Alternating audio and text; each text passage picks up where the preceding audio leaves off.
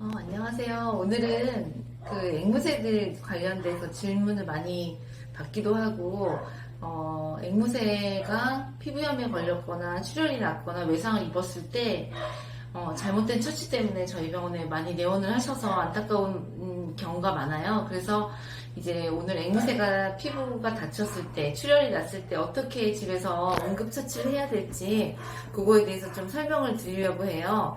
그래서 오늘은 앵무새가 소독하고, 제 피부가 문제가 생겼을 때 소독하고, 그 다음에 연고 바르는 것들, 그리고 안전하게 해야 되는 것들인데, 그런 것들에 대해서 좀 설명을 해드리려고 합니다.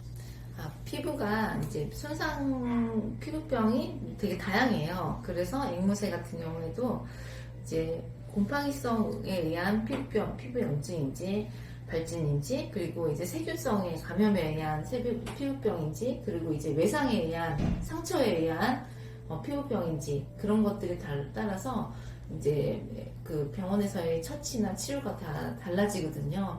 근데 이제 그거에 따라서 하지 않고 집에서 막 그냥 임의대로 인터넷 나온 대로 이제 그런 분들이 이제 대부분 이제 더 오래 가거나 피부병이 더 치료가 더디거나 그러거나 아기들만 더 통증이 더 심해지거나 더 심한 데서 오는 경우가 많거든요. 그래서 일단은 지금 저희가 말씀 아까 드렸듯이 크게 이제 곰팡이성이냐 세균성이냐 아니면 외상에 의한 거냐, 또 간혹 가다가 이제 진드기 같은 경우에 외부충 때문에 그런 피부염이 생기는 경우가 많거든요. 그러면은 그거에 따라서 이제 피부 치료가 달라져요. 그리고 한 가지 또 더 말씀드리는 것이 가장 이제 자외 부분, 애들이 목에서 막 그런 배에서 날개에서 계속 가려워가지고 피부 모발 이제 털을 뽑는 경우가 많거든요. 그런 경우는 또 바이러스성이냐 아니면 스트레스성이냐에 따라 또 치료가 달라져요. 그렇기 때문에 또 이거는 또 나중에 또 다시 다 심화되게 또 말씀을 드릴 텐데요. 그래서 이제 전문 병원이 필요한 거고요.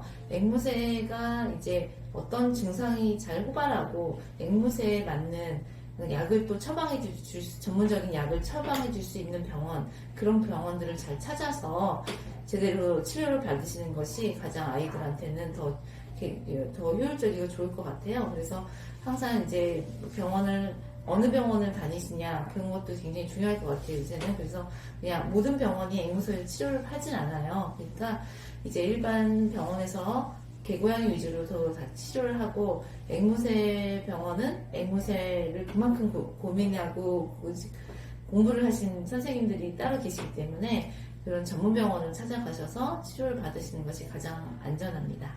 저 인터넷에서 앵무새가 사람 연고 많이 쓴다고도 하고 써도 된다는 얘기 많이 들었는데 괜찮은 거예요?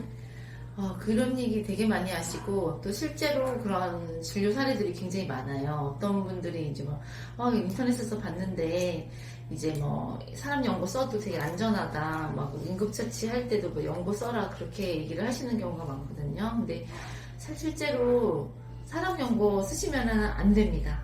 왜냐면, 사람하고 이제 앵무새하고는 피부 타입이 너무 달라요. 그리고 사람보다는 훨씬 더 약해요. 그리고 이제 사람 피부에 맞게끔 연구되어서 사람 연고가 나온 거기 때문에 그게 이제 발려졌을 때 앵무새는 그 모낭도 없고 그 안에 땀구멍이 없는 애들이기 때문에 그거를 덮어버리고, 특히 되게 막 끈적거리는 그 연고를 바르면 숨을 못 쉬니까 더 안 좋아질 경우가 많거든요. 그래서 그리고 또 사람 pH랑 앵무새의 그런 피부 pH가 너무 달라서 케미컬 번이라고 해서 그 화학 제품 때문에 타들어가는 피부가 돼버리는 그런 피부 손상의 위험이 굉장히 많아요.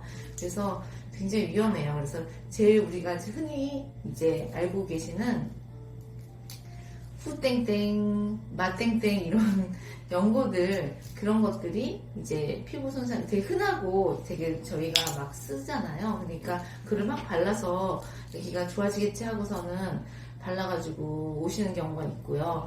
그리고 이제 어떤 경우에는 파우더가 있거든요. 파우더는 조금 손상이 덜하긴 하는데 그것도 좀 계속 쓰시면은 애기 피부가 되게 더 손상만 되지 낫지를 않거든요. 그래서 일단은 이제 치료 사례도 많나요. 근데 이제 보시면 이제 피부가 이렇게 이 애기도 이제 피부 가려한다고 해가지고 사람 연고를 한 3번, 3일 정도 바르셨대요. 근데 이제 피부가 다 타들어가가지고 이 접히는 부분 특히나 이렇게 숨 더 안 통하는 부분이 더 막 까맣게 착색도 되고 변색도 되고 그 다음에 진물도 나고 애기들이 막 이 형태가 원래 피부톤으로 되지 않고 3일 만에 이렇게 피부가 죽어서 오는 경우가 있거든요. 많아요, 이런 경우가. 그래서 상식적으로 사람 연고 써도 된다. 이거는 굉장히 위험한 발상이고요.